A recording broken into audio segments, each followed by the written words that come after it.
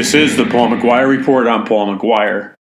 On today's program, I want to talk about certain technologies and how these technologies are already impacting your life.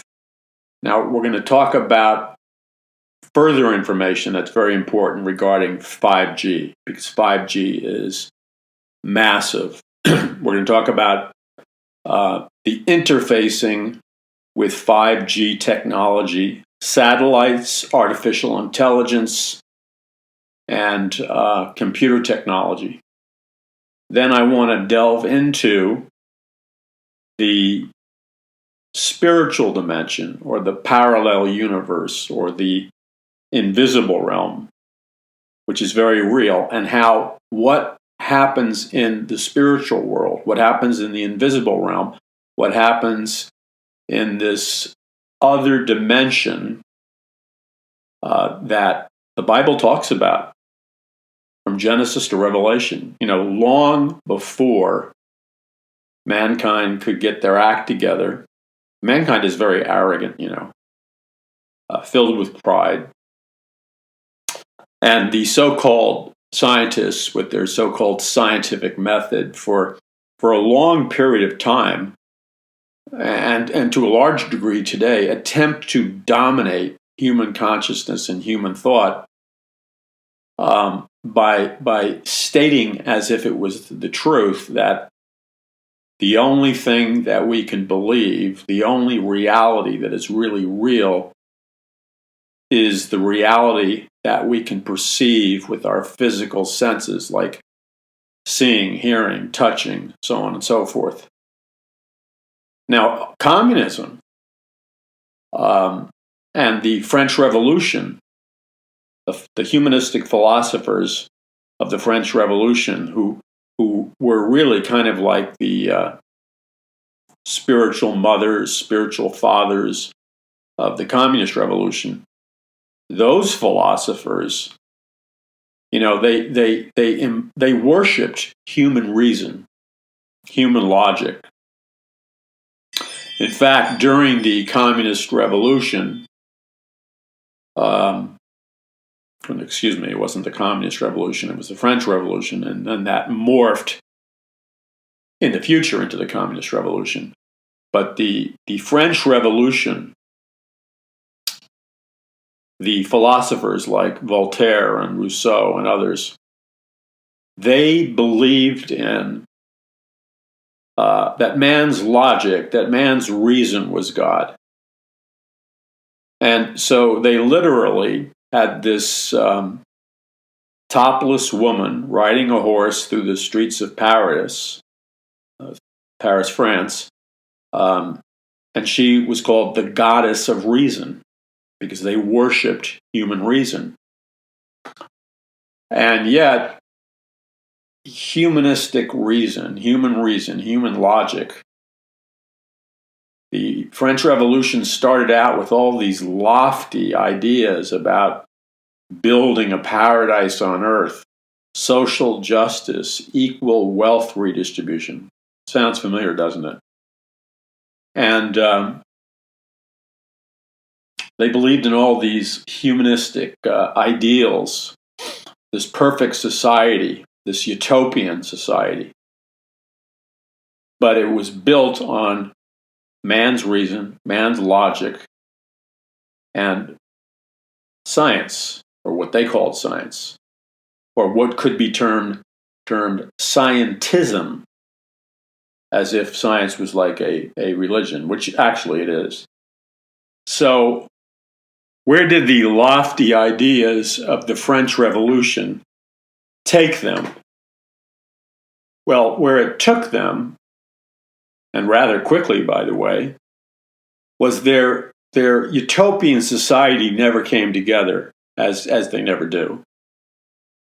Their society based on science, logic, and reason didn't produce social justice, didn't produce equal wealth redistribution, didn't produce some enlightened society at all. It produced one of the most extreme outbreaks of cruelty, violence, anarchy, immorality in history. So the French Revolution deteriorated into violent, drunken, angry mobs, and anarchy and lawlessness was in the streets of France and Paris. And the people would literally break down the doors of the churches to hold drunken sexual orgies in all hundreds of churches. I mean, night after night. And then it degraded. It kept degrading so that a French revolutionary terrorist, Robespierre, he would set up this large number of guillotines right in the center of Paris, and they would line people up who were considered to be enemies of the revolution. And the revolution, of course, was a revolution of reason and logic and science. And he would line up the people that they judged to be the enemies of the revolution. And they had huge rows of guillotines. And they would just chop people's heads off like crazy.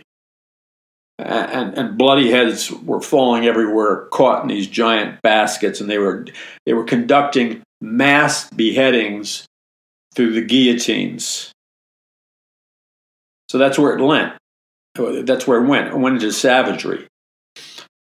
Now, when I was speaking in France, Paris, France, I was there, I don't know, a week or after the Charlie Hebdo attacks. And I was speaking at a church with like 20,000, something like 24,000, 30,000, some huge number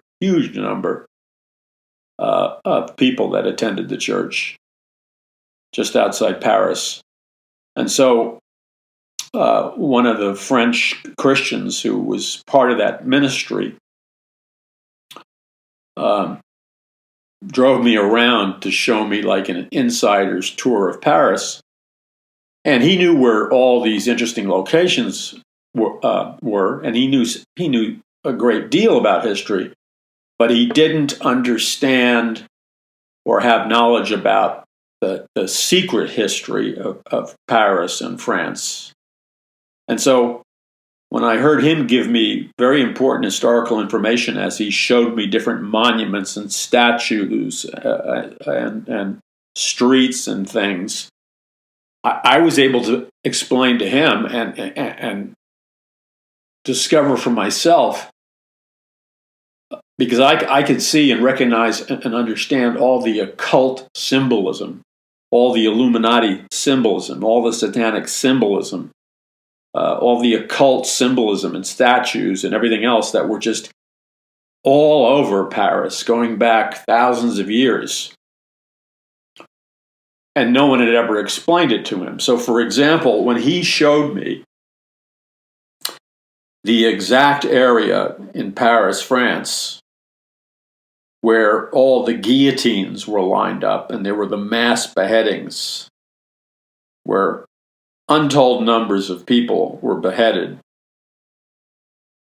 And I was standing there on whatever the pavement was made out of. I think it was made out of like a marble because it was like a memorial. And I explained to him, as he explained to me, that you're standing on the exact location where all these guillotines were. I began to point to him these different statues, these different monuments that were right on the spot where the guillotines were, or right in the row where the guillotines were. So, in other words, these statues, these symbols, these pieces of architecture, these structures were deliberately placed on the site of the mass beheadings because people who are in the occult and Satanism and secret occult societies were communicating They were both conducting rituals on the area of land where the bloody beheadings took place. Because remember, when you have mass beheadings and heads being chopped off in blood, and I apologize for sounding like I'm reading from a script of some cheesy horror movie. I apologize for that. That's not my intention, but this is what really happened historically, and what these symbols really meant. So there's no way to slide around it. You got to deal with it. Okay, so I explained to him that these occultists, the Illuminati and others, these secret occult societies, the Satanists, deliberately put these monuments on the exact ground location where there was mass beheadings, because anyone who is a student of the occult, and I don't recommend that you become a student of the occult, knows that people in the occult and Satanism and occult worship, to them it's not just mass beheadings.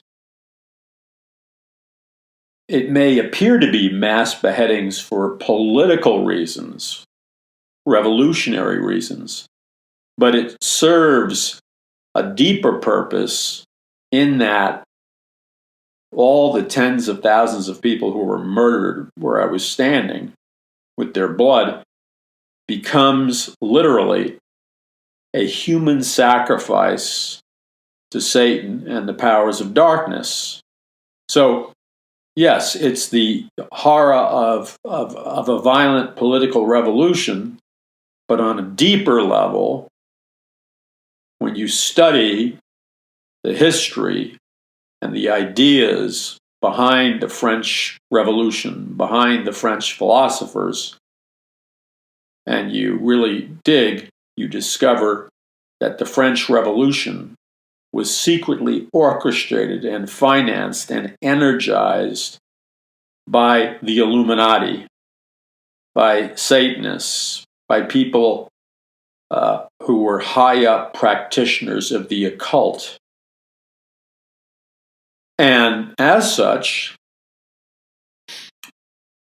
all these beheadings were a human sacrifice designed to please Lucifer and bring into the physical earth manifestation supernatural demonic power. Because that's the way it works. You see, with Satanism and people in witchcraft and people in the occult and people into secret occult societies, going back to ancient Babylon and before, going to ancient Canaan with the Canaanites when Joshua and Caleb told God we were well able to take the land, and people's minds can't compute the fact that God is a loving God, especially when he commands Joshua and Caleb to go into the land of Canaan and specifically kill all the men, all the women, all the children, all the animals. Now, this freaks many people out, and you can understand why, because it sounds like the Christian God. If you don't really know what's going on, it sounds like the Christian God is just as bloody and barbaric and savage and cruel and monstrous as all the false gods and the occult gods. But that's not the case. You see, you have to understand. You cannot comprehend if your attempt to understand history. And by the way, I applaud anybody who makes the attempt to understand history, even if they don't come up with all the answers. You're to be applauded for making the attempt, because that pleases the Lord. You're developing your God-given gift of a mind and an intelligence which can be grown and used for His purposes. So, as I have written for decades in my books, because I've been pursuing the deeper truth of history for a long time, And when you go back to my books like The Day the Dollar Died and A Prophecy of the Future of America and a brand new book that you can still pre-order because it's going to be out relatively soon. And at least at this moment, you can still pre-order it and get a discount. If you pre-order now, my brand new book, The Greatest Battle for the Hearts and Minds of Mankind in the History of the World, which deals with these subjects intensively and then applies them to the greatest spiritual battle in the history of mankind, which is occurring right now as I speak and you're listening to me. The greatest spiritual battle in the history of mankind is raging all around us, and guess what? The vast majority of the Christian church has absolutely no clue that we're in a raging battle. And people who don't know God have no clue. But you know what's ironic? Is that on a percentage basis, there's more people involved in witchcraft and Satanism and occult secret societies who understand that we're in this greatest battle for mankind. There's more people in the occult that understand that than that are in the Christian church. That's a tragedy. So when you really dig deep or do the deep dive, you go all the way back to Mount Hermon, which, as I said the other day, when you're flying into Israel, off to the left is this massive mountain, snow-covered, and it's Mount Hermon. And Mount Hermon is where 200 fallen angels descended. That they became attracted to human women. They had sexual relations with human women. The fallen angels did. And when they mated with human women, there was the mixing of fallen angel DNA with human female DNA, creating a hybrid species called the Nephilim. And the descendants, the immediate descendants of the fallen angels and the human women were called the Rephaim, and the descendants of the Rephaim were called the Nephilim. And the Rephaim and Nephilim are soulless because they're not truly human. You see, first of all, God says in His Word, in the book of Leviticus and other areas, that it is an abomination to Him whenever you have different species trying to mate and produce offspring. That's an abomination to God. That's why God goes into such precise detail about the sins of bestiality and on and on and on, because it's an abomination to God that the DNA of a woman or the DNA of men and women would be mixed with an animal. And it's even a further abomination to God that the DNA of a fallen angel who's in rebellion from God, who mates with a human woman, creating a Rephaim hybrid species, and then the Nephilim hybrid species, which cannot have a human soul, because the only being that can have a human soul that can be saved, according to the Bible, according to God, is a human being. It's a law of God's creation that only human beings can be saved.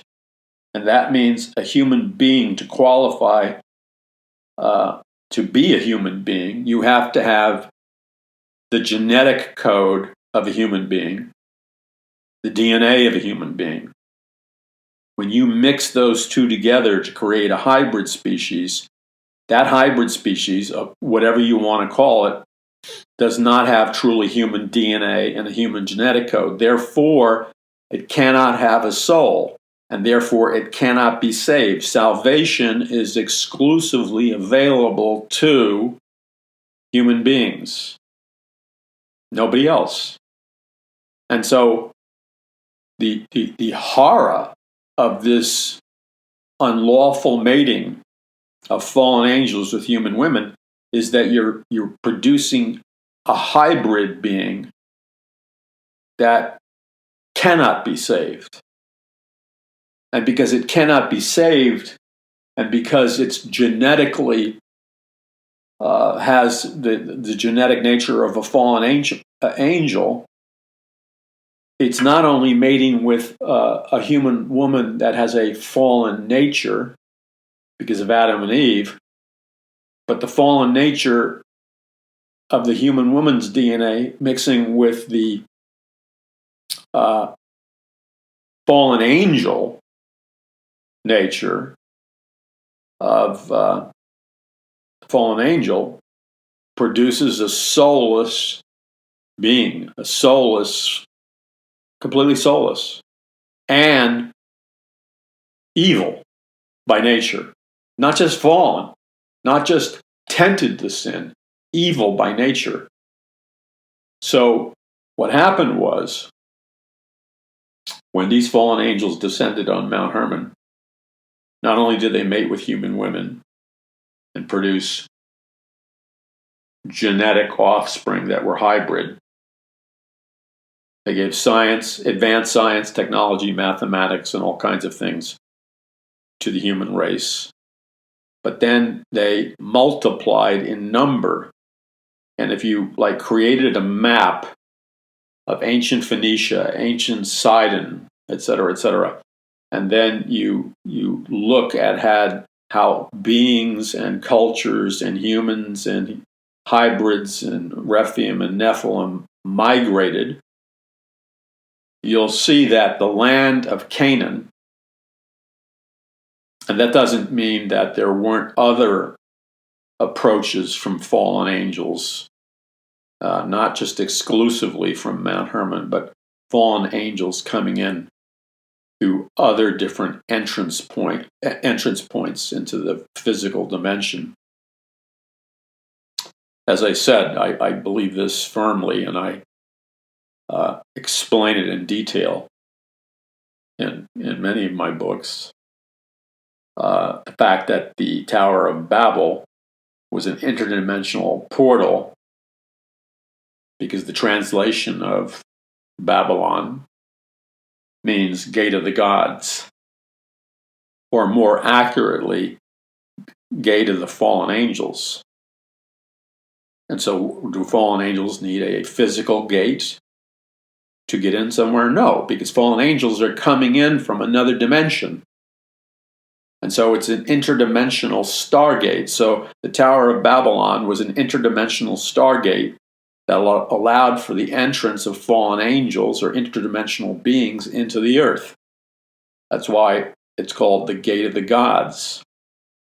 Now, so you have these different access points or portals or whatever, allowing entrance into the earth of fallen angels coming in from the spiritual world or the invisible realm or parallel universe, or however you choose to designate that dimension. And so when God told Joshua and Caleb to conquer the land of Canaan, what was one of the first attributes when there were two groups of spies that went in, that God commanded to go in and spy or check out the land of Canaan and give God a report? So the first group of spies went into the land of Canaan, and they were relying on their human power and their human strength. Okay? They weren't relying on the power of God. In case you didn't know, I just want to drop you a little hint. You probably know this. And if you don't, you should know it. And when I say know it, I don't mean you just you can write it down in a sentence in your head. I mean, when I say know it, I'm saying something closer to the term when God speaks of a man knowing his wife in marriage, etc. And that word knowing actually means becoming one with her physically through the act of marriage. It's a deeper kind of knowing. So when I say you've got to know this truth, I'm talking about a deeper kind of knowing. So I would use the verbiage, you got to own this truth. You got to know it, but you got to make it yours. You have to have a revelation of it. You have to own it. There's a lot of Christians walking around that know about truth. They know about God, but they're powerless. And the reason they're powerless is because there's a huge difference between any person who knows about God or who knows about the Bible theologically versus the person who knows God personally, walks with God. The person who knows God, the person who walks with God, the person who knows the Word has a far more powerful, impactful, supernaturally transformable, that's not good English, but I think you know what I mean. The person who knows God can gain so much more truth than the person who knows about God. Because if you know about God, that implies that your relationship may be somewhat non-existent because it's a relationship that you have, maybe not intentionally, but it's a relationship that you're trying to establish from a long distance perspective. Okay? Now, talking to your friends via cell phone, business meetings, or talking via Skype with the video imagery, and Google now has its own Skype type system, and then there's Zoom and all these apps that allow you to communicate to people, both video and sound. Okay, but as good as they are, any business person will tell you, and any true spiritual leader will tell you that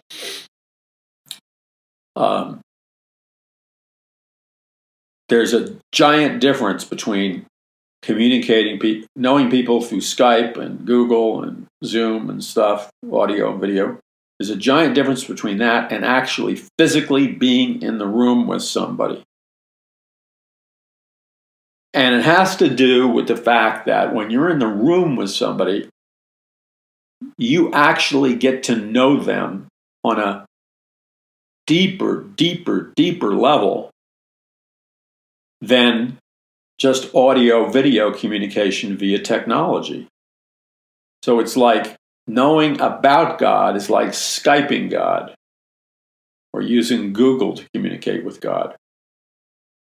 When you're in the presence of a person, human to human, or in the presence of a group, you can pick up things about them, about their personality, about their soul and spirit that can only be experienced when you're physically in the same place as they are, looking at each other eye to eye. There's all kinds of things that you pick up, both in terms of your physical perceptions, but your spiritual perceptions. And a lot of Christians don't know that they have spiritual perceptions. And that's when you really know someone. See, no substitute for it. Same thing with God. All right, so the spies were sent in by God to spy out the land. And these spies were relying on their human energy or flesh, okay, which doesn't really cut it. So they saw the giants in the land. And let's remember, in terms of genealogy and genetic ancestry, that one of the attributes of Nephilim and Rephaim were that the male Nephilim and Rephaim were giants. They were huge. And you get different estimates, anywhere from 12 to 24 feet tall and stuff like that. And there's other things like having 6 fingers and capable of tremendously powerful physical warfare, and in many respects having a consciousness and an intellect that is supernaturally powerful. Because you see, when the fallen angels descended upon Mount Hermon, they had knowledge that man didn't have. They imparted to mankind information about science, advanced technologies, advanced mathematics, physics, biology, genetics, how to build technologies, medicine, herbs, all kinds of things. They say that's the reason why the ancient super civilizations, and many people believe Atlantis actually existed. But even if Atlantis didn't exist, Babylon existed, ancient Egypt existed, and many other super civilizations. And when you look at the structures, both Babylon and Egypt, Tower of Babel was pyramid shaped. A lot of people don't realize that. And the Egyptian pyramids were pyramid shaped. People don't understand that. And many people believe that the pyramid-shaped Tower of Babel, the Egyptian pyramids, the pyramids found under the Bahamas, the pyramidical structures, and all pyramidical architecture are called ziggurats. So if something is a ziggurat or in the shape of a ziggurat, it simply means it's in the shape of a pyramid.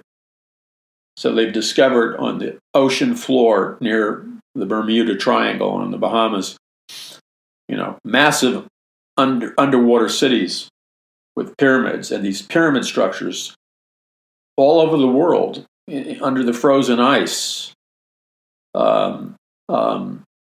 The Mayan temples, the Incan temples, and on, stuff in Russia and Europe. Just, it's weird. And many people believe that the pyramid structure and the fact that with today's technology, we do not have technology today that's advanced enough to construct these massive pyramid structures like the Egyptian pyramids, because we do not have technology that can cut stone with that same mathematical precision and transport these massive pieces of cut stone large distances and then assemble them perfectly into a pyramid shape. We don't have that technology yet.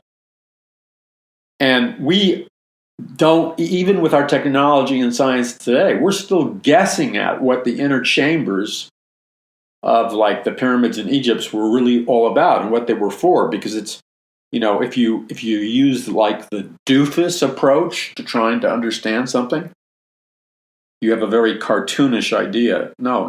The Egyptians were not stupid. They were building this structure for a far higher level reason than most people think. And many people think that these pyramids, which are often constructed on ley lines, energy lines in the earth, are conductors and vortexes of electromagnetic energy fields. So somehow, at least on a theoretical basis, people postulate that there may have been a global earthly civilization, perhaps Atlantis, who knows? And this global earthly civilization was lit up and had technology far more advanced than we think it had, and the pyramids were the key to the harnessing and distribution and transportation of this energy. Now, in case you think it's crazy, It's a lot crazier to believe the kind of lame explanations of modern science regarding what they claim is the answer to stuff. In addition to that, the Smithsonian Institution has these massive, massive, massive underground floors that are huge. I mean, I'm talking about, I have no words to describe how high, how tall, I mean, how massive these huge storage levels are under the Smithsonian Institute's building. And many of the floors are locked off because what they have done over who knows how many hundreds of years, plus buying and collecting artifacts from ancient civilizations, etc., they have literally confiscated, for example, the skeletons of the Nephilim and the Rephaim. They have confiscated ancient technologies. They have confiscated statues with mathematics on them. There's so much stuff that is being hidden from us. See, normally I wouldn't be like really interested in it if they were just like open about it. But the fact that they go out of their way to lock off these giant storage rooms, and they lock off caves and underground pyramid entrances where they have gathered all this scientific, technological, mathematical, there's a lot of stuff they don't want the common man to know about our existence. So they're hiding something. Now, the point is that these and Nephilim, they possessed, let's just say, supernatural, extraordinary powers and abilities. So when the spies went out to check out the land, they saw all these giants and they freaked out, and they came back to God and offered up to God an evil report. And they said, we can't conquer the land of Canaan because of the giants. The giants are too big. They'll destroy us. Okay? God considered their perception, which was one based on unbelief, and the unbelief actually came from a deeper rooted sin, which was they were trusting in their power and not God's power. So God considered their assessment an evil report. Then he sent in Joshua and Caleb, who spied out the land. And when Joshua and Caleb came back, they said to God that we looked at the giants, but we saw grasshoppers. And the so-called giants looked at us, and they saw us as giants and themselves as grasshoppers, which would be a faith-based perception. And they said to God, we are well able to take the land. And the reason Joshua and Caleb were well able to take the land was because they were operating within God's supernatural divine law, which is if you're putting your faith or your trust in your human energy and strength, the power of your flesh, the result is you're going to be filled with fear. You're going to fail. You're going to be defeated before you start.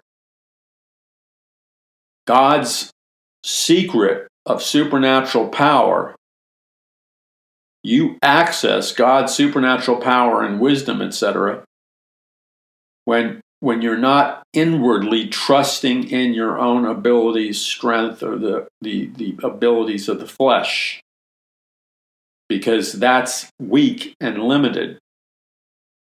To the degree that you're trusting in God's infinite supernatural power and wisdom and strength is to the degree that you have no fear. You live in a zone of no fear. And all things are possible with God. So for Joshua and Caleb, it was like, no problem, God. We're going to take down these giants, but we see them as grasshoppers, and they said we're well able to take the land. But what's the root lesson there before we move on?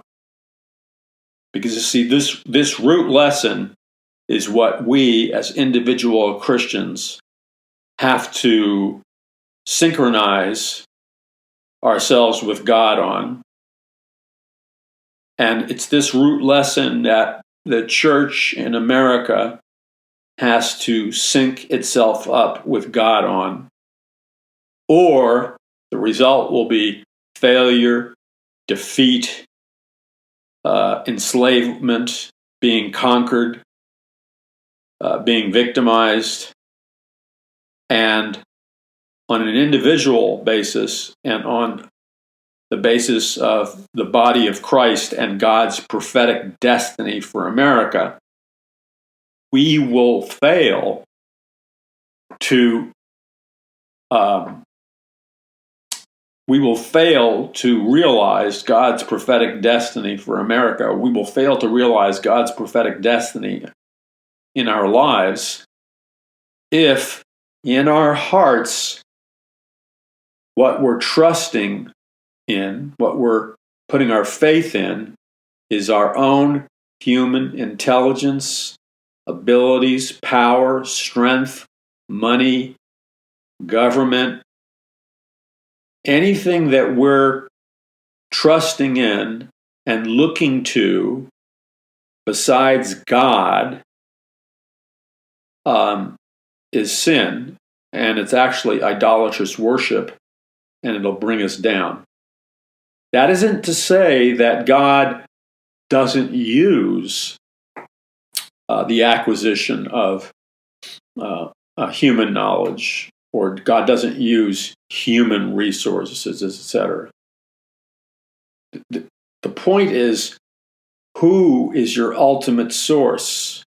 In the bottom line of your life, who are you really trusting? In your strength and ability? And that of your flesh? In some human or man-made institution? Or is your trust, your faith, what you're syncing up to, is it really God? Because if it's not God, you may not realize it or not, but you're worshiping idols. This is not as complicated as it seems. I explain it a lot further in my brand new book, The Greatest Battle for the Hearts and Minds of Mankind in the History of the World, which you can pre-order now. And if you pre-order it now, you get a discount, plus you get a copy shipped to you before it's released to the general public, plus you get an autographed copy. Now, the book deals with intense stuff in terms of technology, supernatural forces, and stuff that many of you have never read about before, because it's very, very up to the second research. I mean, up to the second, especially about new technologies and things. Now, America is in the greatest danger that it's ever been in.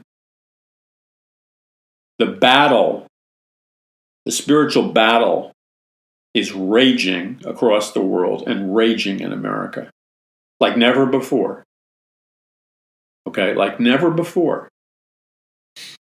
And you should be in the natural, sober-minded, awake, and vigilant, because there is great danger on the horizon. Now, that's not speaking unbelief and fear. That's speaking reality time. I don't know if you've ever gone to the top of the Empire State Building. Obviously, it's no longer the tallest building in Manhattan. At one time, when I was a kid, it was. So if you've gone to the top of the Empire State Building, they have a guardrail, but you can get up a bit and you can look down and you see, I don't know how many stories it is. It's just straight down to way, way, way down below is the black pavement of a New York City streets, and you see all these yellow-orange taxi cars and now Ubers and stuff and buses, and And because there's been some crazy people who thought they could fly and jumped off the top of the Empire State Building. And if you look down, you can imagine what would happen if you decided to have some delusional thought and you jumped. I don't know how many seconds it would take for you to free fall, but I do know that you would gather speed and then you would impact the pavement with such velocity that I'll just leave it there. Now, having a sober, reality-based understanding of the potential danger of putting your physical body in a dangerous position or too far to the edge or hanging over too far on top of the Empire State Building, you're moving, depending upon what you're doing, you're potentially moving to a danger point. So you need to have a very sober appraisal of exactly what would happen if you press the envelope too much.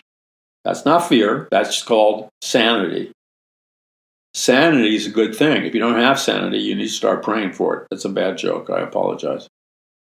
So, sanity is looking at what's happening in our country and knowing on the basis of what has happened to other nations before in relatively recent history how dangerous the place that we're in is.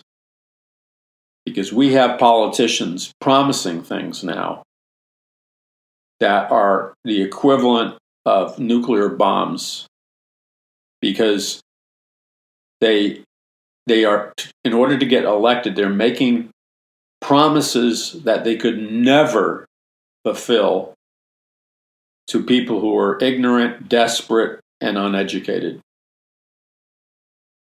And that is the seduction phase, by the way, of the spiritual deception of socialism, communism, and Marxism. It never delivers what it promised. It delivers the opposite: totalitarianism, losing all your rights, mass slaughter, starvation, just horrors that are unspeakable. We've never lived in an America before. We have never lived in an America before that moving into that kind of totalitarian nightmare dictatorship was even remotely on the table. And it wasn't because we always had such great governments.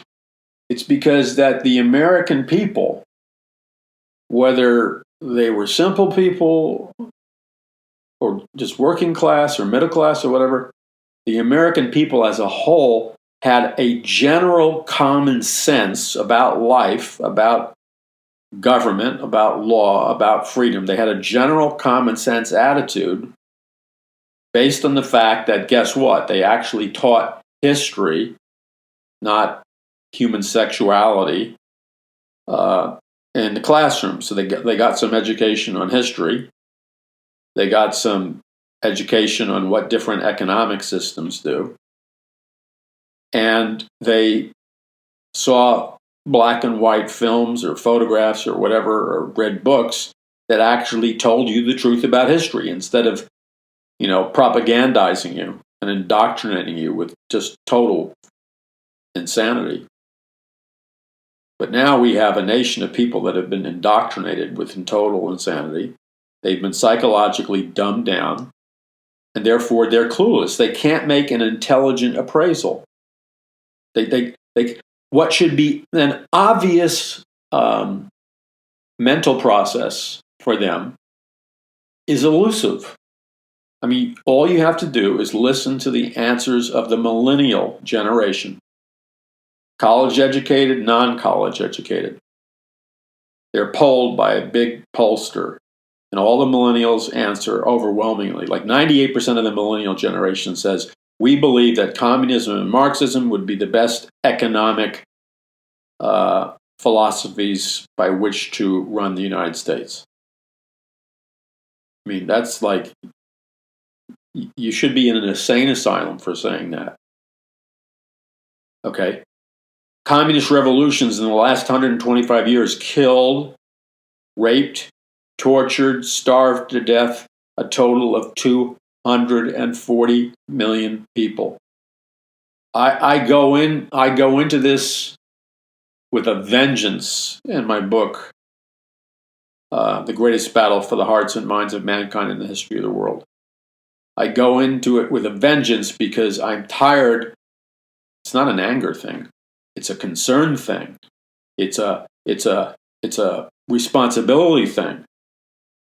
I cannot sit by and allow, at least to whatever I can do, I cannot sit back and do nothing as people are being indoctrinated with propaganda and stupidity that has the very real potential of turning America, the land of the free, the home of the brave, the Constitution, the Bill of Rights, the American dream, into some kind of Frankenstein monster totalitarian state. You have friends that can do that. I can't do that. You probably know pastors who can preach on nothing all day and do that. I can't do that. I could not. I don't claim to be perfect, but I couldn't put my head on the pillow at night not having spoken out and doing everything I could possibly do to educate people, to teach people, to lead them to Christ, to give them a biblical worldview, so that God's prophetic destiny for America can be realized. When you talk to the average Christian, they don't even have a clue that God has a special prophetic destiny for America. And he's waiting on our response. And that prophetic destiny, in part, is contained in the commandment of Jesus Christ for us to occupy the land until he comes. But you know why the average Christian has no clue whatsoever what God's prophetic destiny for America is? They've never heard a Bible teacher, a pastor, a seminary professor, a ministry, or some Christian organization or leader ever teach them that God had a prophetic destiny for America. So, it doesn't take the IQ of Albert Einstein to figure out that if you've never been taught what God's prophetic destiny is for America based on the Word of God, then how could you possibly fulfill God's prophetic destiny for America? That's why it's in my new book, The Greatest Battle for the Hearts and Minds of Mankind in the History of the World, because this is where the spiritual battle is raging, right inside the hearts and minds of mankind. This is the greatest battle in the history of the world. And what are some of the components of the battle? Ignorance, the war between ignorance and knowing what God's prophetic destiny is for America. So I teach people in fast-moving, understandable ways. But if you, listening to the Paul McGuire Report, cannot, right off the cuff, deliver a couple of minute communication to people who ask, or seed what God's prophetic destiny is for America, then I challenge you to step up to the plate and educate yourself in the things of God. Because, look, we don't have the luxury of missing the mark here. We're at the crossroads right now. Right now, America is at the crossroads. One manufactured crisis. Look, right now as I'm talking to you, and I shouldn't have, if you've read my books on a consistent basis, and this is not just a little slick way of promoting my books, but if you've read my books on a consistent basis, where I talk about many, many different subjects, you would know exactly what I'm talking about when I make an oblique reference to things that are happening in the news right now. And if you think those things are accidental or happen chance or spontaneous or random, then you lack knowledge.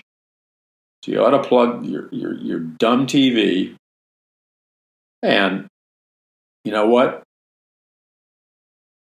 Invest a little bit in a spiritual, practical education and read some of my books so you get up to speed. Because when you're looking at the television set and you're watching the propaganda and the brainwashing and the indoctrination, and if you believe the baloney that they're telling you as to why this happened and that happened, you don't have knowledge. There is an agenda. Let's just put it this way. Nothing that is happening on television is the product of random chance, accident, coincidence, or whatever. It's being scientifically engineered. And I prove that, and I document it in my books like Conquering the Matrix, the greatest battle for the hearts and minds of mankind in the history of the world. I prove it. I bring it home. And I've done that with the books that I've written with Troy Anderson, like the Babylon Code and Trumpocalypse. You know, it just blows my mind. Whatever you think of Donald Trump is one thing, okay? But whatever you think about him should be based on a biblical process of evaluating the man's life and a knowledge of the Bible about what kind of leader God chooses and what kind of leader God rejects. And your opinion and my opinion doesn't mean a hill of beans. Your ignorant Christian friends' opinions don't mean a hill of beans. And the mainstream media's propaganda doesn't mean a hill of beans. What means a hill of beans and a lot more is God's perspective. And when you read historically the lifestyles and about the individuals that God raised up to save his people in crisis times, let me just put it this way. In no way, shape, or way is Donald Trump disqualified. And if you've disqualified him, then you haven't read your Bible and you don't even know what the Bible teaches. No, I'm serious. And there's another thing.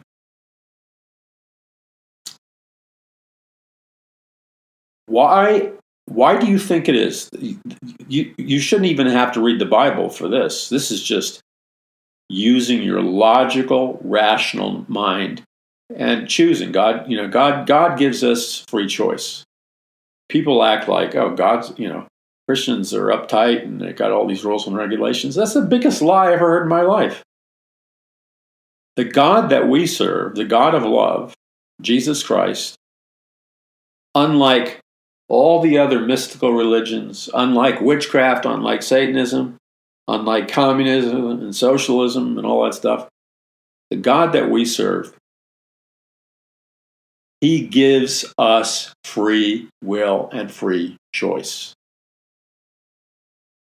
Total free choice, total free will. Because the God that we serve doesn't want a bunch of robots worshiping him. So God is so radical in his giving to us free will and free choice that he will literally allow us to kill him, as we did when we crucified him, to disobey his laws, to look in his face with anger and shout, "We don't believe in you," to mock his words.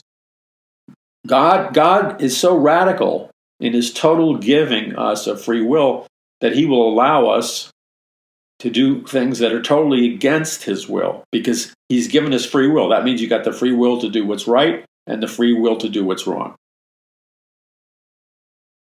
These other systems and religions, they don't give that. So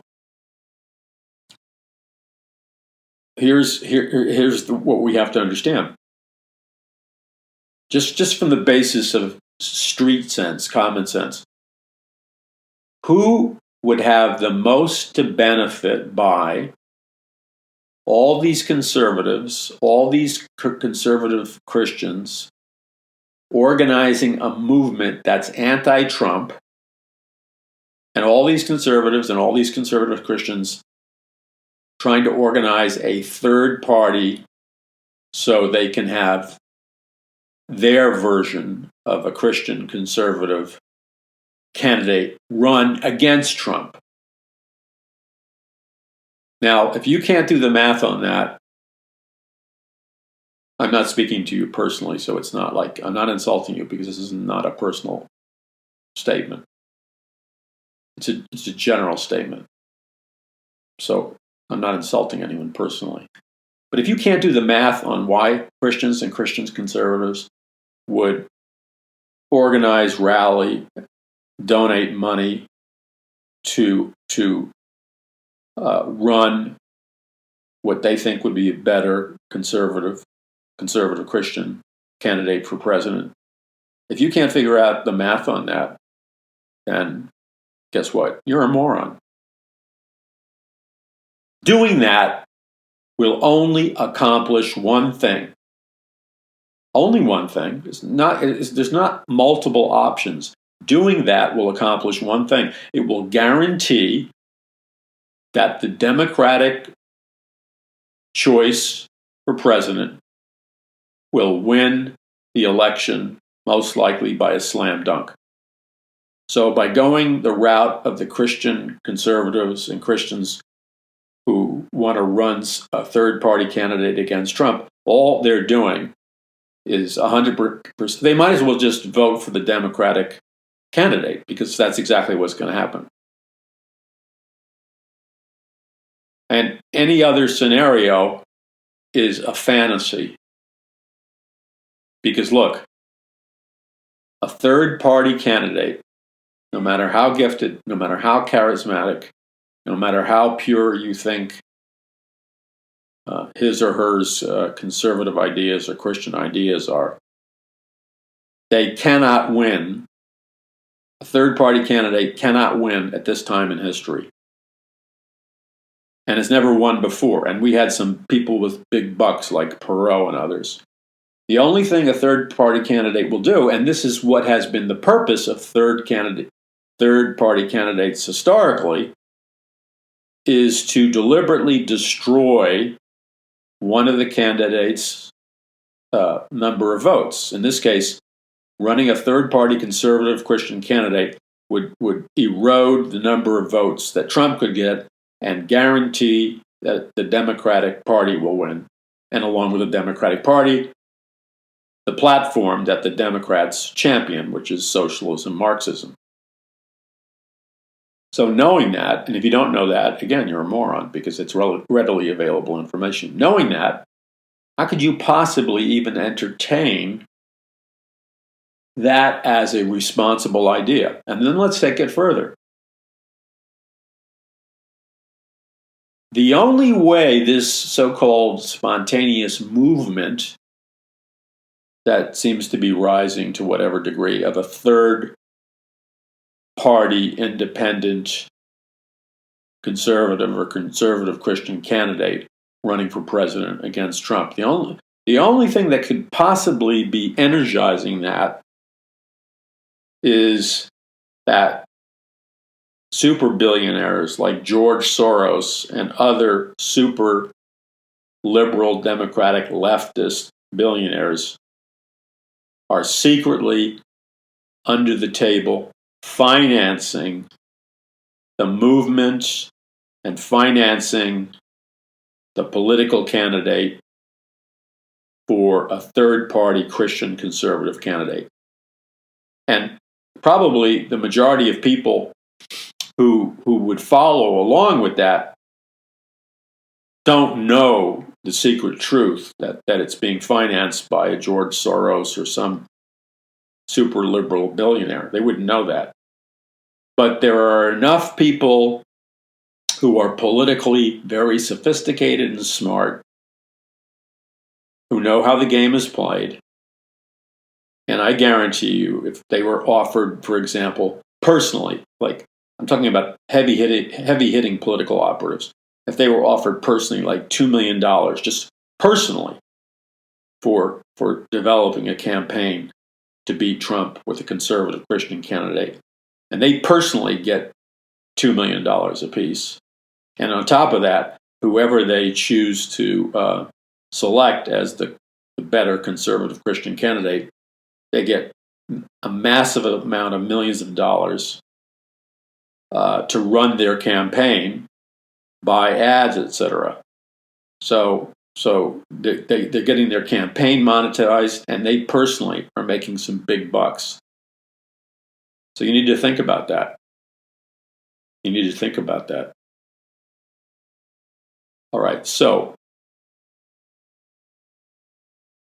the danger we're in, and this is what I try to stress in The Greatest Battle for the Hearts and Minds of Mankind in the History of the World.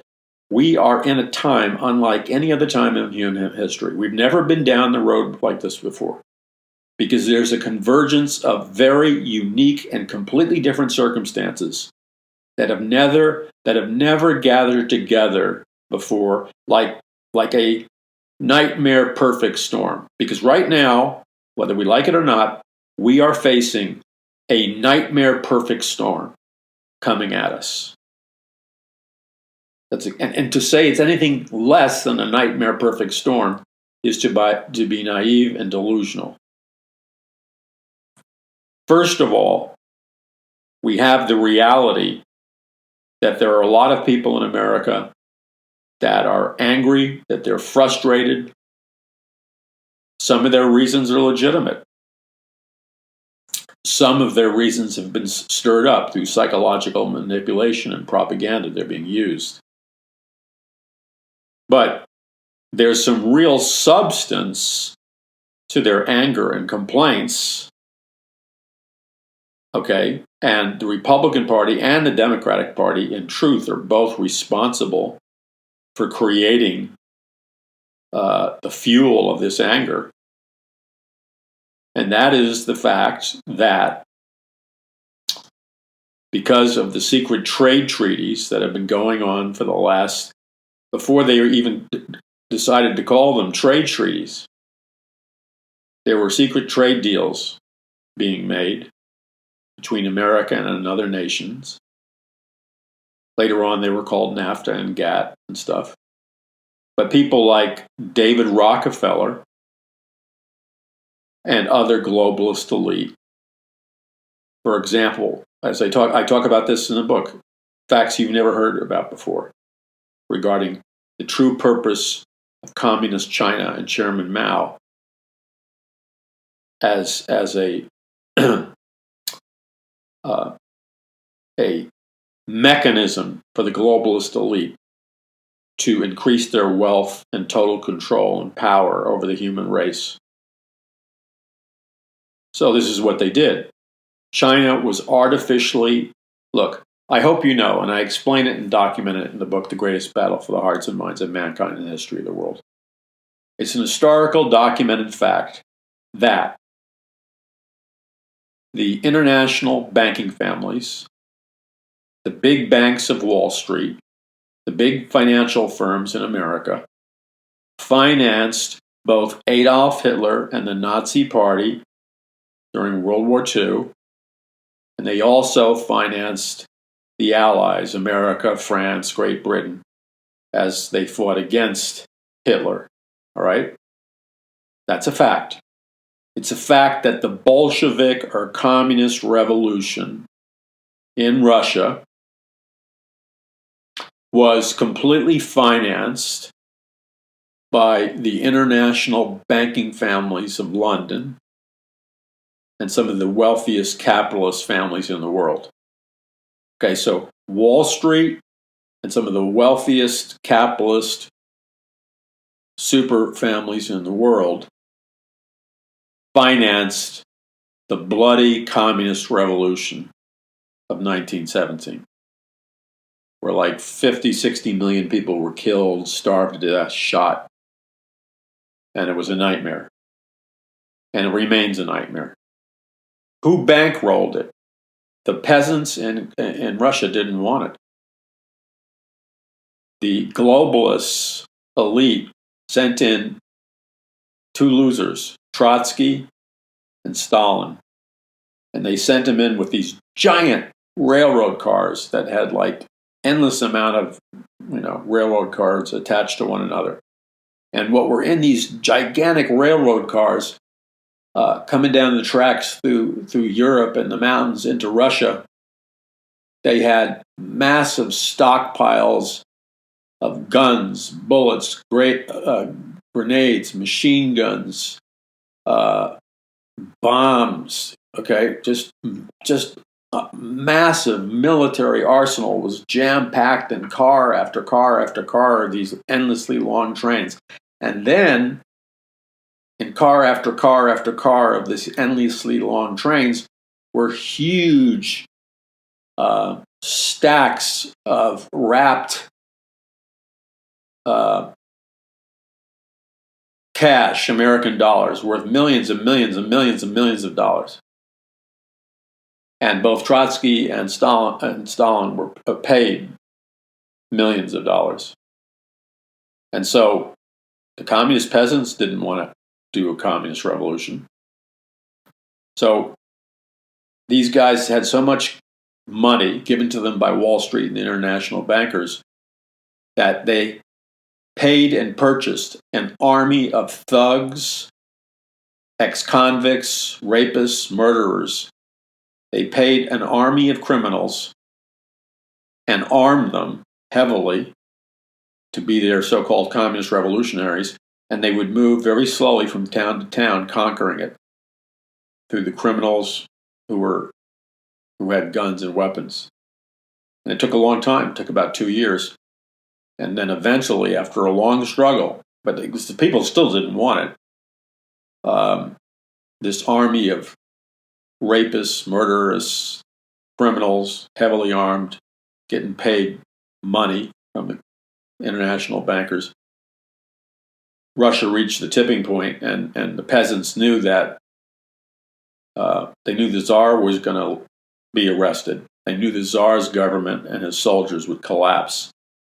And these paid communist revolutionaries basically said, you better make your choice now while you still can, because now's your choice. If you don't join us now voluntarily and join our communist revolution, then after we finish killing off the Tsar's army, we're going to kill you off. So sign up now and declare yourself a member of the Communist Party. And that's what they did. And they hated it. Life was horrible under the communists. But you see, same thing happened in communist China. I was reading today, because I'm including some quotes from David Rockefeller, who wrote a big op-ed piece in the New York Times in 1973, where he was literally praising communist China, praising the communist revolutionary leader, Chairman Mao, for the outstanding job, the incredible success, the bright light of hope that the communist Chinese revolution brought to the world. Now, whatever you think about David Rockefeller, he's not stupid. This is the late David Rockefeller. He's not stupid. He knew exactly what really happened during the communist revolution. But he's revealing something. He's revealing something very important. He's revealing how members of the globalist elite, the international banking families, the ruling class of the world, the shadow government of the world, how they perceive reality, how they perceive these communist revolutions through their eyes. See, because through their eyes, because they think of themselves as a scientific dictatorship based on the Greek philosopher Plato's idea of the 7 philosopher kings that ruled Atlantis, which the elite believe existed. And I expose secrets about that in the brand new book, by the way.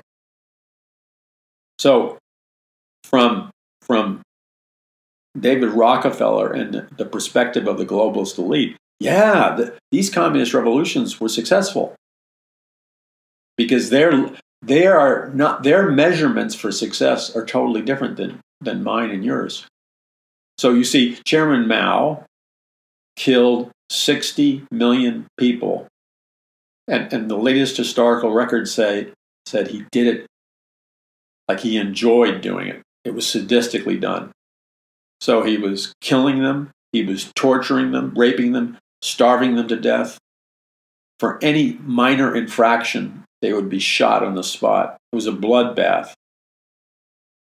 He took away all their freedoms, and he made communist China a hell, a living hell to live in, and boasted about it in his quotes. And yet, in the New York Times article, David Rockefeller is praising him for being one of the greatest leaders in mankind and liberating and creating a perfect society, and how America should be more like China. I mean, it's like, wow, this is really weird. But it's not really weird, as I reveal and expose in the book, The Greatest Battle for the Hearts and Minds of Mankind. The fact that David Rockefeller, the international bankers, and the globalist elite see things like Chairman Mao's communist revolution as an extremely positive thing. They see the Russian communist revolution as an extremely positive thing. And they secretly see many of the aspects of Adolf Hitler's Nazi dictatorship. Secretly, they won't talk about it, but privately, they secretly celebrate many of the things that he did, which again reveals their perspective, which is different than yours and mine. Yours and mine perspective would be based on a biblical worldview. You know, like, how much good do these governments do for the people? You know, do they feed the hungry, clothe the poor? Do they give them freedom of religion, freedom of speech, freedom of the press? Do they give them dignity?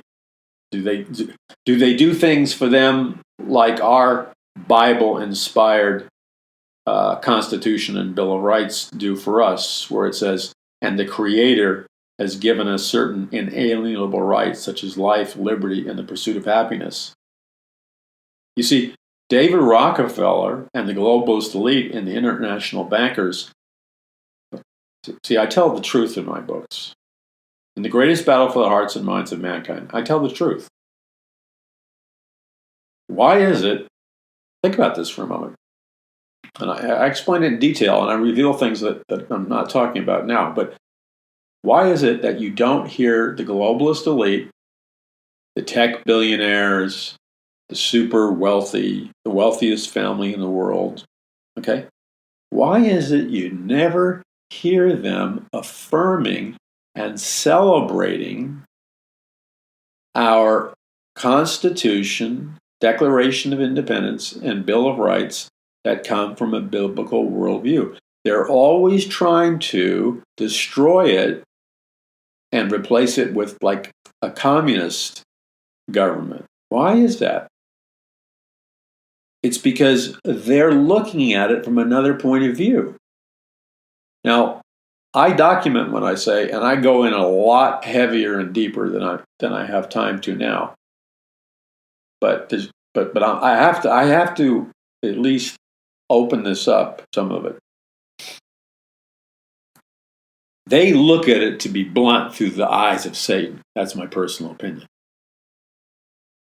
Because you see, to them, success is, how can we totally control the masses? How can we totally make slaves out of the masses? How can we take all the wealth and energy of the masses so that they will serve us like slaves? See, that's how they measure success. Now, they're not going to go out and say it plainly, but it's clear. It's clear. Aldous Huxley talked about the scientific dictatorship, which, again, I go into detail in my book with. Scientific dictatorship is the fact that an elite, which goes directly back to Plato and the philosopher kings of Atlantis, a scientific elite or a scientific dictatorship controls society through scientific mind control. That's what Huxley talked about. And in scientific mind control, you can program the masses to be your slaves, to serve you as slaves. But if your programming is expert enough, you can brainwash the masses to have absolutely no idea that they are slaves. You can program the masses to literally love their duties as slaves and never question anything. See?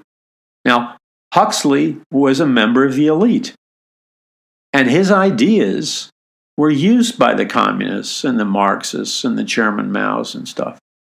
So from the viewpoint of a Huxley, it's a great thing to enslave the people with brainwashing, because they won't even know that they've been enslaved. See, they celebrate that. To them, that's a measurement of success.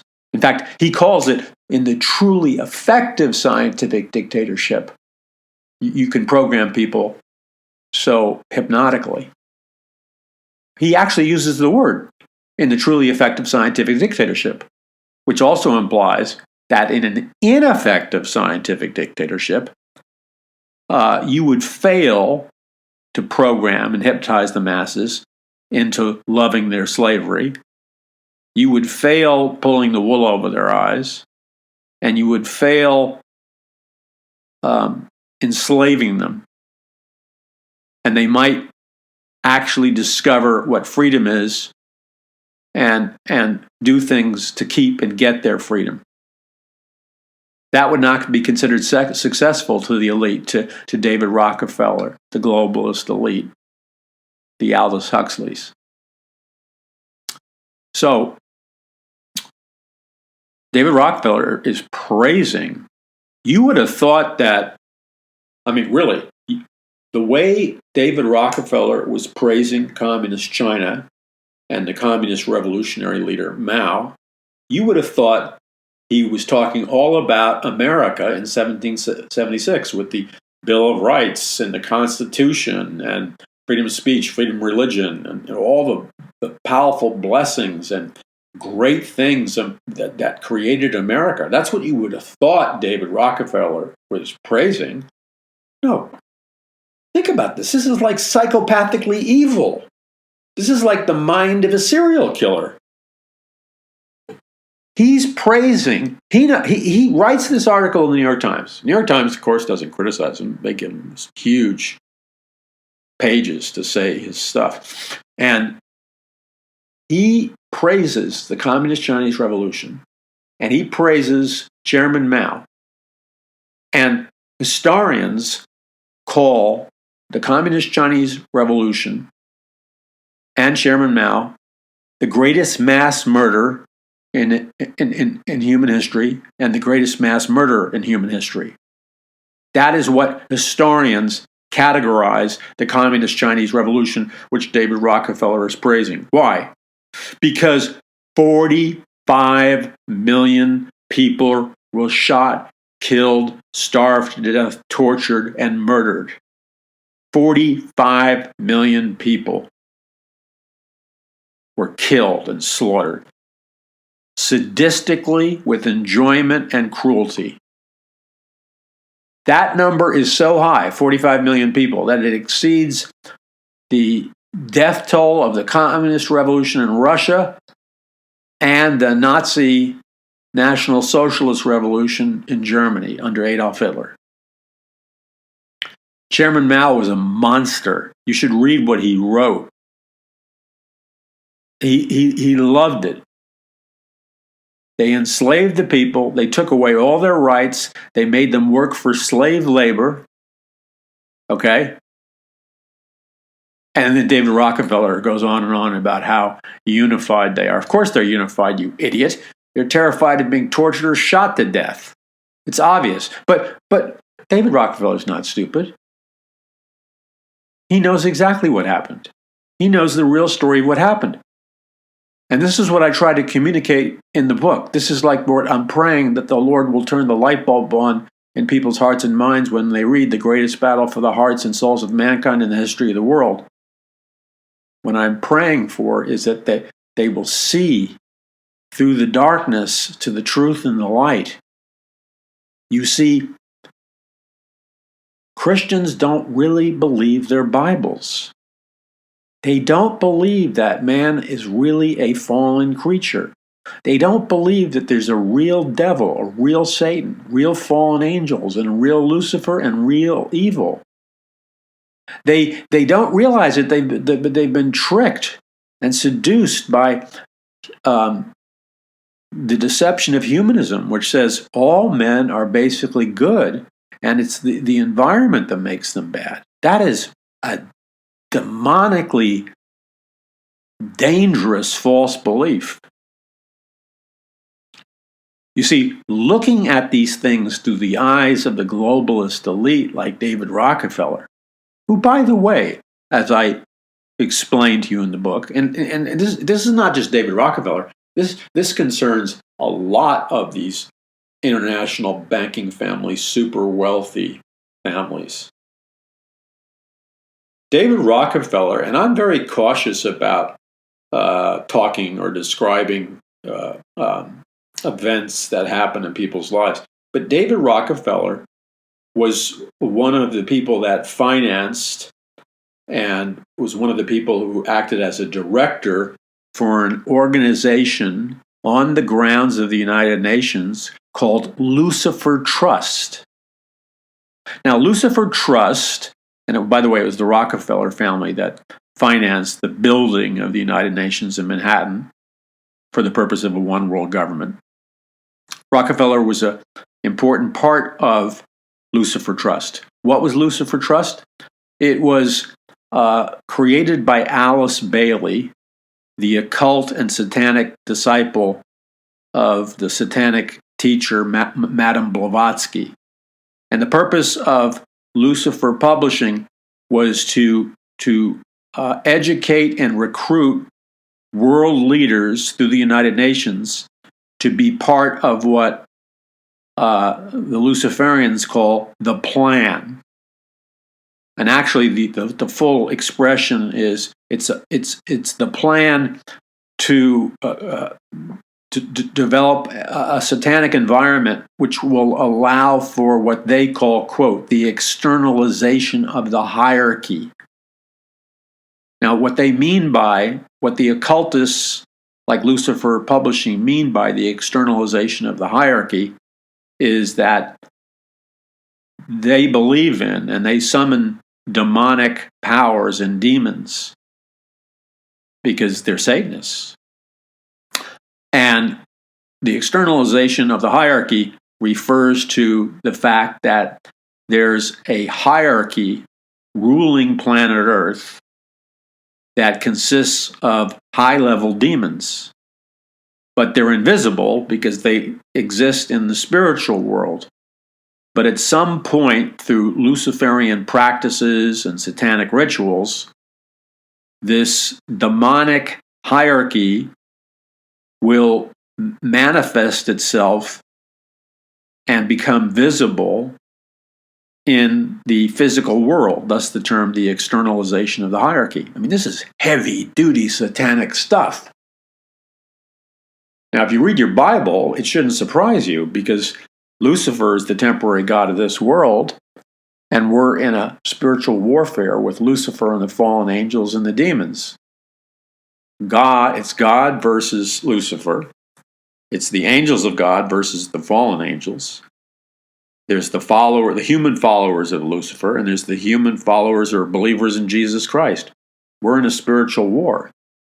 So Lucifer Publishing was designed to evangelize, if you will, world leaders at the United Nations to recruit them into Satanism and the hardcore high-level satanic activities like the externalization of the hierarchy, which means externalizing, bringing into physical reality these high-level demons that are ruling the earth, which is what the Bible talks about.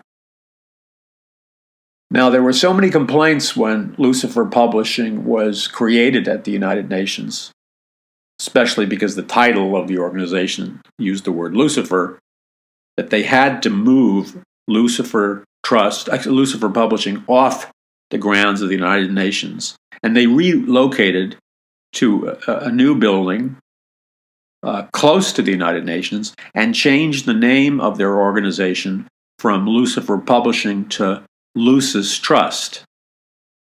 Kind of a more subtle verbiage. But that plan is still moving forward.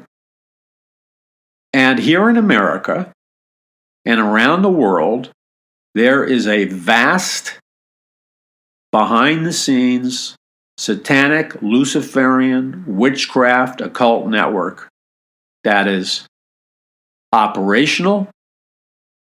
Many of the heads of the international banking families are part of it. Some of the highest level politicians are part of it. Some of the richest families in the world are part of it. And they are in an organized effort using multiple attack fronts. They list out their goals, by the way, to destroy Christianity, to destroy marriage, to destroy moral values like an absolute right and an absolute wrong, to destroy nationalism or patriotism. And what they want instead is exactly what the book of Revelation warns against. They want a one world government under Antichrist, a one world religion under the false prophet, and a one world economic system with the mark of the beast 666 under the false prophet. So they will have their Lucifer, so that Lucifer can go into the rebuilt temple in Jerusalem, sit down on the throne of God, and demand that the world worship him as God. This is where it's going. And so America, this is what Christians don't know. From what I explained, and you know what? You need to buy caseloads of the book and distribute it. You need to buy multiple copies, and you need to not just, put your coffee cup on it. You need to read it. And then you need to own the truth in it and act on it. It's heavy. It's very intense. But there's a lot of supernatural power and hope in the promises of God and how to achieve and walk in spiritual victory.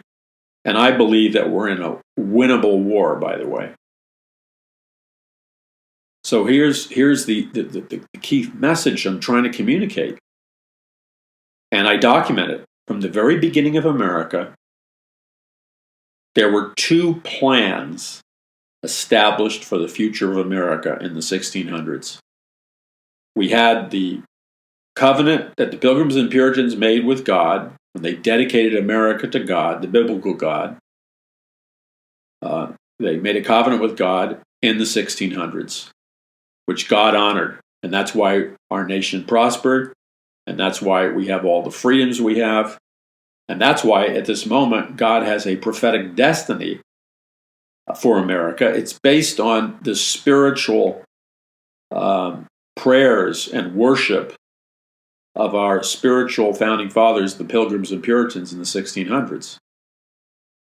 But secretly, with nobody looking, at the exact same time period, when the boats were coming in from England and other places of Europe, with the Pilgrims and Puritans escaping religious persecution from both the Church of England and the Catholic Church because they wanted to worship the biblical God in the biblical way, they came to America and set up these colonies. There was a guy, and I'm only telling you a little bit of it. The whole story is going to blow your mind, and the whole story is in the greatest battle for the hearts and minds of mankind in the history of the world. There was one of the most powerful occult teachers in all the world alive at the same time that this was happening. His name was Sir Francis Bacon. He was head of the Rosicrucian movement, which later became the Illuminati. He was a high-level occultist. He was the personal spiritual advisor to the Queen of England, and he had enormously powerful political and financial connections. He was a genius, an author, a scientist, but he was a heavy-duty occultists that communicated with demons and got supernatural guidance, supernatural intelligence, and supernatural understanding from the secret satanic worship he engaged in. Sir Francis Bacon believed that America was destined to be the new Atlantis. I want you to pay attention to those words. New Atlantis. You see, because there's a secret occult connection between the Greek philosopher Plato and his teachings on Atlantis, and how the elite, like Rockefeller, are very synced up with that. And Sir Francis Bacon's occult vision that America was destined to become the new Atlantis. And then Sir Francis Bacon also believed that America was destined to become the head of the new world order, which will be an occult Luciferian new world order. Like on the back of the US dollar, the pyramid with the all-seeing eye of Lucifer and the words in Latin, New World Order, at the base of the pyramid. So there's been this spiritual war going on since the 1600s in America. The Illuminati was founded in 1776. Now, right now, as I speak to you, there is the greatest convergence of spiritual forces from the side of God and Jesus and the angels and believers in Jesus Christ and the true church of Jesus Christ, who are in spiritually mortal spiritual warfare with Lucifer, the fallen angels, the different rankings of demons, and all of Lucifer's human servants, including the high-level ones that have sold their souls to Lucifer in exchange for money, wealth, and power. What is happening in America socially, sexually, in terms of media, in terms of politics, in terms of economics, in terms of the apostasy that's exploding in the church, the spiritual deception that's coming upon our land, and most importantly, the raging, all-out raging spiritual warfare that's going on right now in the hearts and minds of teenagers and children and adults and young adults. There's this raging warfare between Satan and God for the hearts and minds of mankind. This is the greatest spiritual battle in the history of the world. But here's the thing. Jesus Christ commanded us to occupy the land until he comes. For us as Christians in America, we're commanded by Jesus to occupy America spiritually until Jesus Christ comes again. Why is God so insistent upon that?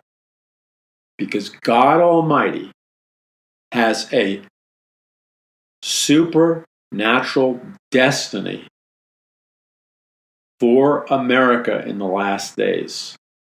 But on the other side, the occult has a secret occult destiny for America. And there's about to be a spiritually violent clash like you've never seen before. This spiritually violent clash will manifest itself in the physical realm in many ways that I explain it in my new book. Now, I didn't say that to frighten you. I said it to wake you up. I said that,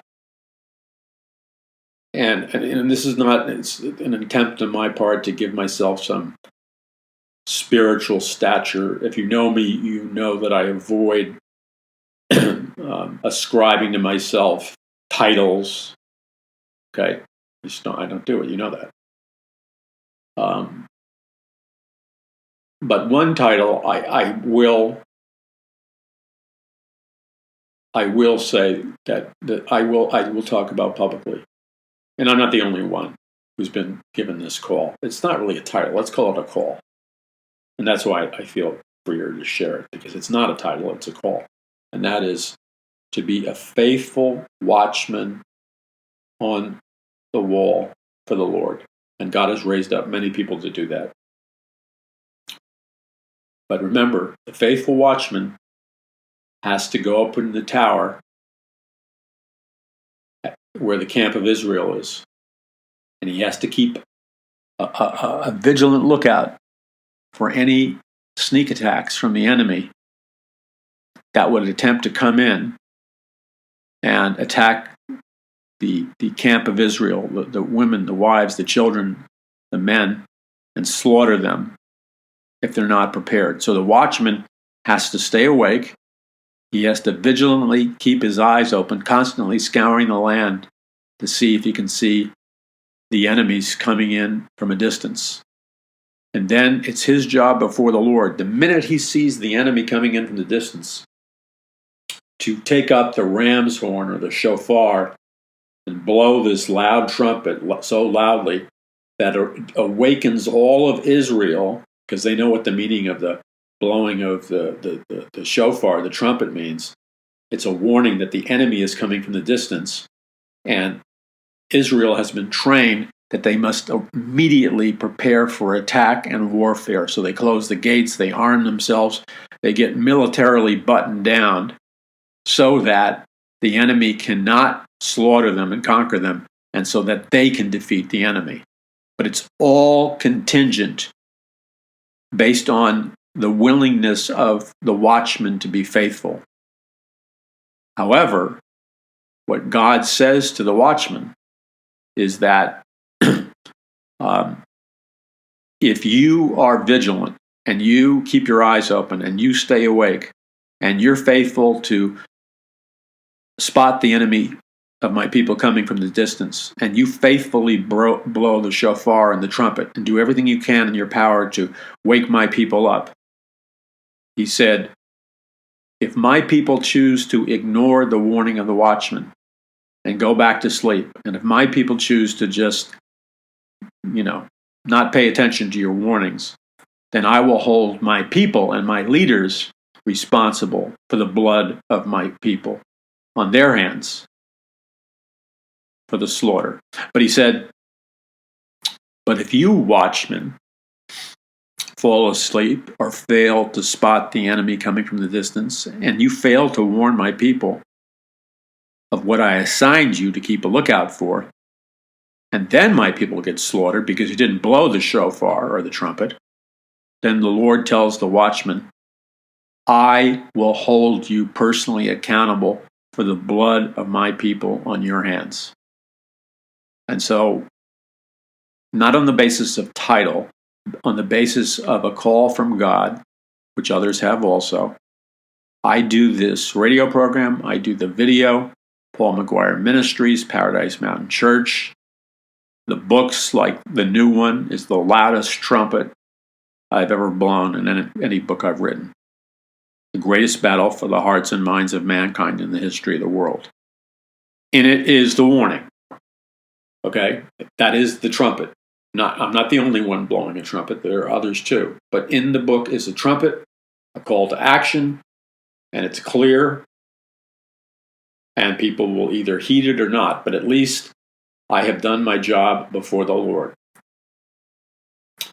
And so I ask that you order it immediately and get it at a financial discount if you pre-order it now by going to paulmcguire.us. That's paulmcguire.us. Also, again, spread the links of these programs far and wide. There is deliberate, methodical censorship going on the internet that's attempting to block out all Christian Bible prophecy communication, conservative ideas. There's a war against the truth. Don't be naive. A lot of these, I'm not going to name any companies' names. So, the hour is critical. I know so many things that I can't say now. There's things that have changed in the last 2 months that I can't talk about. And you need to know that my message is not one of hopelessness and despair. The whole reason God has called me to give this message out and to give the message out in the book The whole reason for it is that it's God's will and desire that his people respond to the shofar, to the trumpet, and that they obey the command of Jesus Christ to occupy the land until he comes, spiritually occupy, meaning don't allow the demons and the powers of darkness to run America. Allow the Holy Spirit and the Word of God and God's people to run America based on love. So this is not a message of hopelessness. This is a message that boils down to this. If we choose to hear the trumpet of the watchman, which is blowing right now, and we choose to obey what God is calling us to do, each one of us, and we choose to occupy the land until he comes, and that's doable, and it's a winnable war. Otherwise, Jesus Christ, Jesus would not have called us to occupy the land if he did not give us his power, and we are well able to occupy and conquer the land. In other words, let's just do it again. Jesus Christ would never have called us to occupy the land, America, if he did not already give us the power to win this winnable spiritual war and successfully occupy the land. In other words, it's doable. It's not impossible. We mock God if we give God an evil report in response to God's command for us to occupy the land. And when I bring this up, I can't tell you how many times I'll get a Christian leader or a Christian who will adamantly, they don't realize what they're doing, they'll argue against obeying Jesus, commanding us to occupy the land until he comes. And they don't realize that their entire argument is what the Lord calls an evil report, which the unbelieving spies gave him when he commanded them to conquer Canaan. So this is a winnable war. And I'd like to remind you that it just takes a dedicated minority, 4% or 8% of a remnant church, and we can turn the tide of what's going to happen in America. But in order for that to happen, we must repent. We must cry out to God. We must evangelize and save souls. We must make disciples of all nations. And we need to be very busy and intentional about communicating and educating people to the message. That's why I do the radio program, the video, and the book. So communications, or psychological warfare, or in this case, spiritual warfare, is the most important part of any battlefield. Ours is a spiritual battlefield. So I thank you for praying for me and my family and the ministry. And I ask you continually to engage in spiritual warfare on behalf of the ministry, on behalf of my family and me, because your spiritual warfare is what makes victory possible. I thank you for distributing these messages far and wide to do an end run around the censorship of the internet. That's how people get saved. They come to the Lord, they become educated. And I constantly talk to people who somehow mysteriously ended up listening to the Paul McGuire Report from all of the United States and the world. And then I thank those of you that are willing to go to God first and ask him, Lord, how much do you want me to donate or contribute to Paradise Mountain Church, Paul McGuire Ministries? How often do you want me to give? And then you specifically ask the Lord, what amount, Lord, do you want me to give or donate to Paul McGuire Ministries, Paradise Mountain Church? And I thank you for obeying this simple spiritual principle, which is before you make up your mind about what you're going to do or how much you're going to give, you're humble enough and childlike enough in your faith, which is a good thing, to go to the Lord and ask him first, Lord, show me what to do, how much to give, how often, how much to donate, how much to contribute. And that pleases the heart of God. And we both know why, because if we're going to make up our minds beforehand how much we're going to give, how often we're going to give, or concerning any area of life, If we're going to make up our minds beforehand without first consulting the Lord, then let's be honest, and we've all been guilty of it. Let's be honest. Then it's kind of ridiculous to go to the Lord to ask him, Lord, how much do you want me to give? How often? How much do you want me to donate to Paradise Mountain Church, Paul McGuire Ministries? If we've already made up our mind, I mean, what's the point of asking him if we've made up our mind by ourselves? I'm not saying that to be unkind. I'm saying we've all done that. And in any area of life, we need to teach ourselves and remind ourselves is that first we ask the Lord with childlike faith, and we humble ourselves by the Lord. And then after the Lord puts something on our heart or speaks to us, then we can go to the Lord and ask him. And it's not asking him twice. We want to confirm, Lord, did I get it right? You told me to do this and that. I'm willing to do it, Lord. I'm willing to obey you right now. Well, that blesses the Lord. But it doesn't bless the Lord regarding any area of life if we make up our mind apart from the Lord, based on our own flesh, and then go to the Lord and ask him for guidance because we're playing games. We're really not going to do what the Lord tells us to do because we've already decided what we're going to do. And I'm not saying that to pick on anyone because we have all done that in different ways in our life. But this is a serious time. This is a time where God has given us the grace to move. So we need to move quickly with the intentionality of victory. God bless you. I'm Paul McGuire. Visit paulmcguire.us. That's paulmcguire.us.